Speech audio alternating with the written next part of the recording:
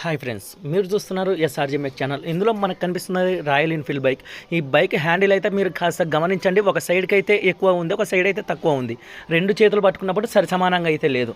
ఇది బైక్ కింద పడిపోవడం వల్ల బైక్ కీరాడు అలాగే రెండు ఫోర్క్ రాడ్లు అయితే బెండ్ అయ్యాయి. అందుకని వీటిని బెండ్ దించామని అయితే మన దగ్గరకు అయితే తీసుకొని వచ్చారు. మనమైతే తీస్తామని అయితే చెప్పాం. మనం మొత్తం టోటల్గా ఇప్పుకొని ఒకసారి మీరు గమనించండి. ఇలా పెడితే రాడ్ అనేది అక్కడ ఎలా బెండ్ అయిందో ఇప్పుకున్న తర్వాత మనమైతే రఫీ దగ్గరకు అయితే తీసుకొని వెళ్ళాం. రఫీ అయితే మనకి పర్ఫెక్ట్గా చేస్తాడనే నమ్మకంతో షోరూంలో వాటిని బెండ్ దించడానికి 7,000 అవుతుందని అయితే చెప్పారంట. మనం ఇక్కడ రఫీ దగ్గర నీట్గా అయితే చేయించడం జరుగుతుంది. కీరాడ్ బెండ్ కూడా ఉంది, అలాగే కీరాడ్ కూడా పర్ఫెక్ట్గా అయితే రఫీ అయితే చేస్తున్నాడు. చేసిన తర్వాత మొత్తం అయిపోయిన తర్వాత ఇలా ఉంది.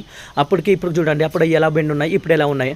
అలాగే ఫిట్ చేసేటప్పుడు ఇక్కడ కోన్ సెట్లకైతే ఒక ఎల్లంకిది 2 లాకుల మాదిరి అయితే ఉంటాయి. అవి గాడిలో పెట్టుకొని అయితే ఫిట్ చేయండి. ఎలా పడితే అలా ఫిట్ చేసే ఉంటే మనకి కోన్ సెట్ల సేక్ అయితే ఉంటుంది. మొత్తం దీనికైతే 1200 అయితే ఖర్చు అయింది.